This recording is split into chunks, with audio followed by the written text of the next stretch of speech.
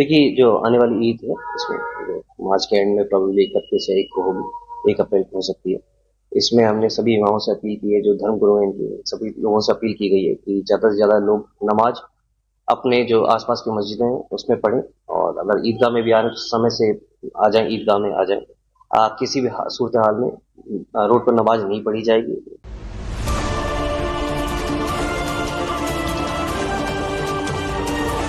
नमस्कार, आप देख रहे हैं निगाहें इंडिया न्यूज़। मैं हूं नितिन द्विवेदी। आज की बड़ी खबर यूपी के सियासत से जुड़ी हुई है, जहां ईद से पहले मेरठ पुलिस के एक आदेश ने सियासत गरमा दी है। सड़कों पर नमाज पढ़ने को लेकर रोक लगाने के फैसले ने नया विवाद खड़ा कर दिया है। इतना ही नहीं, एनडीए के सहयोगी और केंद्रीय मंत्री जयंत चौधरी ने इस फैसले की तुलना जॉर्ज ऑरवेल के उपन्यास 1984 से कर दी है। आखिरकार ये मामला क्या है और इस पर कौन क्या कह रहा है, आइए जानते हैं इस रिपोर्ट में। सबसे पहले बात करेंगे मेरठ पुलिस के उस आदेश की जो सोशल मीडिया पर जबरदस्त चर्चा में है। इस वक्त चारों तरफ मेरठ पुलिस की इस वक्त चर्चा हो रही है कि मेरठ के एसपी सिटी आयुष विक्रम सिंह ने साफ कर दिया है कि इस बार ईद की नमाज सिर्फ मस्जिदों और ईदगाहों के अंदर ही होगी। सड़कों पर नमाज अदा करने पर कड़ी कार्रवाई होगी।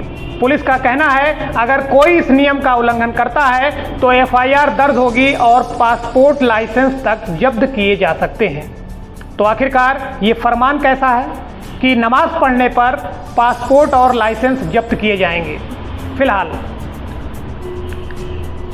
एफआईआर दर्ज होगी, पासपोर्ट और ड्राइविंग लाइसेंस रद्द किया जा सकता है, कड़ी कार्रवाई होगी, जैसा कि पुलिस के द्वारा ये कहा गया और ये चर्चाएं हर तरफ चल रही है।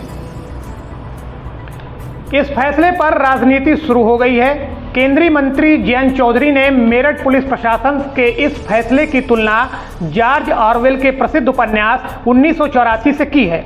उन्होंने एक्स, जो कि ट्विटर हुआ करता था, पर पोस्ट करते हुए लिखा है कि ऑरवेलियन 1984 की ओर बढ़ती पुलिस व्यवस्था, यानी जयंत चौधरी ने इस आदेश को तानाशाही रवैया करार दिया है। इस पूरे मामले पर विपक्षी दल भी कूद पड़े हैं। कई नेताओं ने इस आदेश को धार्मिक भेदभाव बताया है। सोशल मीडिया पर भी इस फैसले को लेकर लोगों की मिलीजुली प्रतिक्रियाएं सामने आने लगी हैं। कुछ लोग इसे प्रशासन की सख्ती बता रहे हैं तो कुछ इसे मुसलमानों के खिलाफ एक कदम मान रहे हैं। अब बहुत से लोग सोच रहे होंगे कि आखिरकार ऑरवेलियन 1984 का क्या मतलब है। दरअसल जॉर्ज ऑरवेल का उपन्यास 1984 एक तानाशाही शासन व्यवस्था को दिखाता है, जहां सरकार हर किसी पर निगरानी रखती है और नागरिकों की स्वतंत्रता को कुचल देती है। जयंत चौधरी के इस बयान के बाद यूपी में राजनीतिक माहौल गर्मा गया है।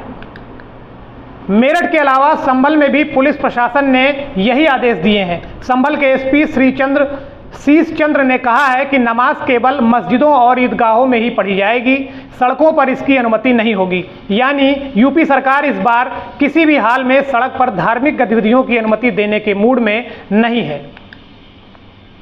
वैसे यह पहली बार नहीं है जब जयंत चौधरी ने बीजेपी सरकार पर तंज कसा है। हाल ही में बीजेपी विधायक केतकी सिंह ने बलिया में बयान दिया था कि मुसलमानों के लिए अस्पतालों में अलग विंग या बिल्डिंग होनी चाहिए ताकि हिंदू खुद को सुरक्षित महसूस कर सकें। इस पर भी जयंत चौधरी ने तंज कसते हुए कहा था, मोहतरमा, इलाज की जरूरत तो है। पूजा होती है तो उनको दिक्कत, तो हम लोग के साथ इलाज कराने में भी हो सकता है उनको कोई दिक्कत हो। तो मैं तो मांग करती हूँ महाराज जी से, कितना खर्चा हो रहा है तो एक कमरा बना ही दिया जाए और एक बिल्डिंग, एक तरफ विंग बना दी जाए कि आप जाके अपना इलाज वहां करा लो भैया, हमारे साथ अगर आपको रहने में दिक्कत है तो, क्योंकि हमारा इलाज तो होना ही होना है और अच्छे से होना है।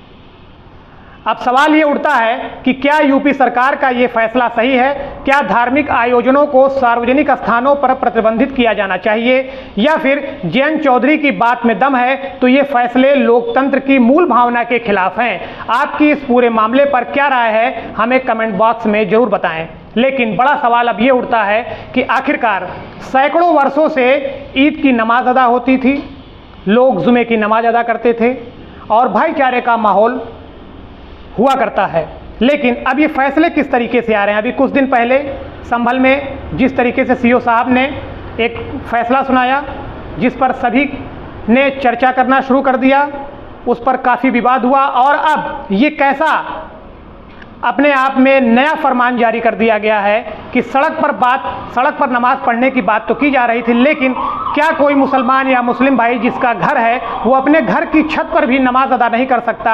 आखिरकार ये कैसा फरमान है? उसके पासपोर्ट जब्त कर लिए जाएंगे, लाइसेंस जब्त कर लिए जाएंगे, ये कैसा फरमान है? क्या यूपी पुलिस फिलहाल इस पर क्या मूड में है? यूपी पुलिस आखिरकार क्या चाहती है? क्या यूपी पुलिस के डीजीपी इस पर कोई कार्रवाई करेंगे? क्या उनसे पूछ करके ये फैसले किए जा रहे हैं? आखिरकार सौहार्द बिगाड़ने की कोशिश क्यों हो रही है, या ये तुगलकी फरमान क्यों जारी किया जा रहा है? क्योंकि पुलिस के आला अधिकारी तो खामोश हैं, लेकिन सीओ साहब और तमाम पुलिस अधिकारी फिलहाल आदेश देने में इस वक्त व्यस्त हैं और तमाम फैसले पर फैसले दिए जा रहे हैं। लेकिन त्यौहार का माहौल है। मेरा निगाह इंडिया न्यूज़ की तरफ से आप सभी भाइयों से निवेदन है कि जैसे सौहार्द की भावना बनी रहती है, आपसी भाईचारे का माहौल बना रहता है, आप सभी अपने त्यौहार खुशियों के साथ मनाएं, भाईचारे के साथ मनाएं। सौहार्द बिगाड़ने की कोशिश भले की जा रही हो, लेकिन आप सब मिल करके एक रहिए, क्योंकि यह एक भारत देश है, यहाँ पर सभी लोग मिलजुल करके रहते हैं। मिलते हैं अगले वीडियो में, तब तक के लिए नमस्कार।